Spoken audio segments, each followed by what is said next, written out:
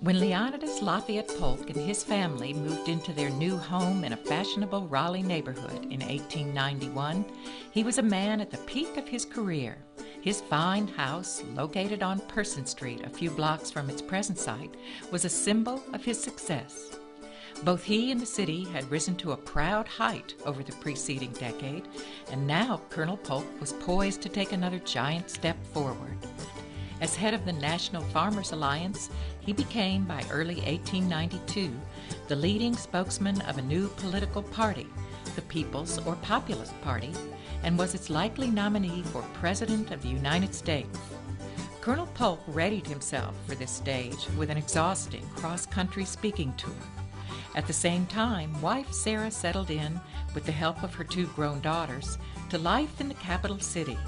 Raleigh, with a population of close to 13,000, was fast becoming a booming commercial center.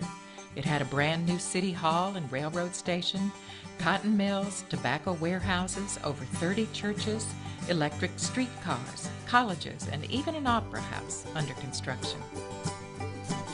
Since the mid-1880s, Colonel Polk had spent most of his time traveling, so the family rented homes in Raleigh for many years. By 1890, Sarah was clearly ready to put down roots. It was she who bought a lot in the Oakwood neighborhood, Raleigh's first true suburb.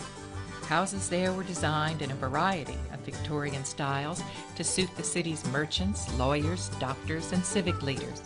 The Polk's home, with its delicately patterned wallpaper, fine furniture, and welcoming wraparound porch, represented how far they had come from their isolated farm back in Anson County, where, after the Civil War ended, they had to start their lives over from scratch.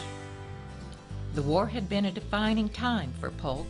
In 1860, he had been a wealthy 23-year-old farmer, happily married and serving as one of the youngest members in the North Carolina legislature. Orphaned at age 15, he had inherited 600 acres and several slaves. In his native Anson County, slaves outnumbered whites and brought prosperity to cotton-growing plantation families like the Polks.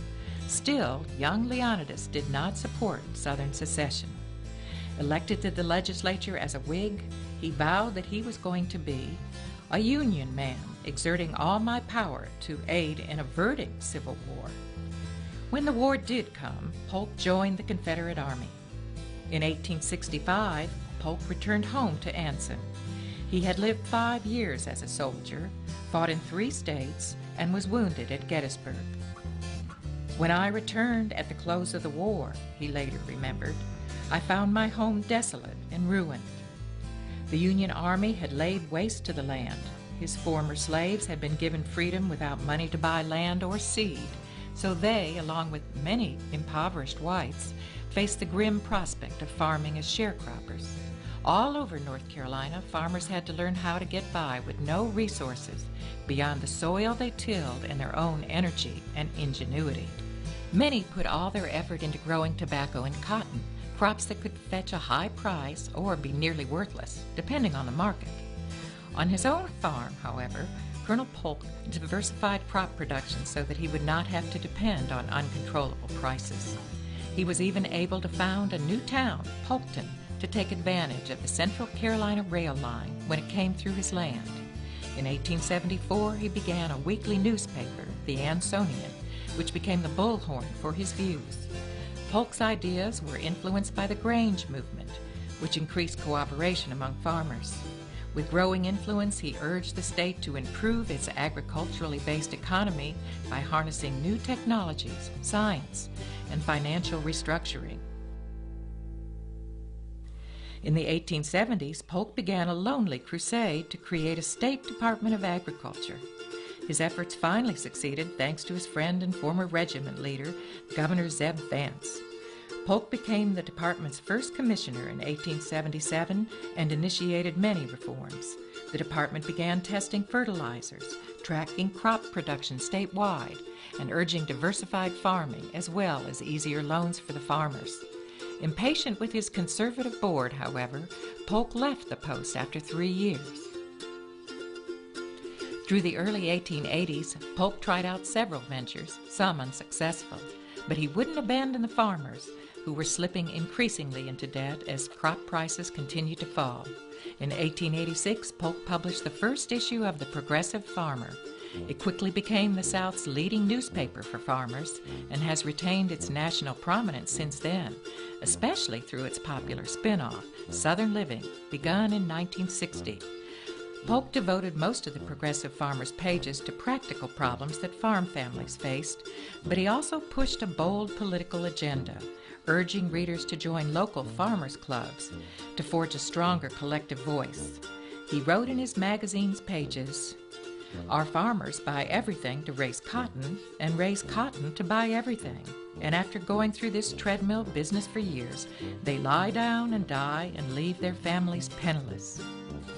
Polk also lobbied persistently for a new college focused on the practical arts, using the Progressive Farmer to champion this cause.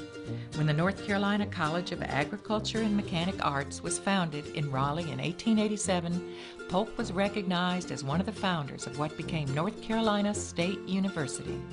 Not long afterward, he stirred his denomination to create a Baptist seminary for young women, which became Meredith College. With amazing energy, Polk worked during these same years to promote the Farmers' Alliance movement.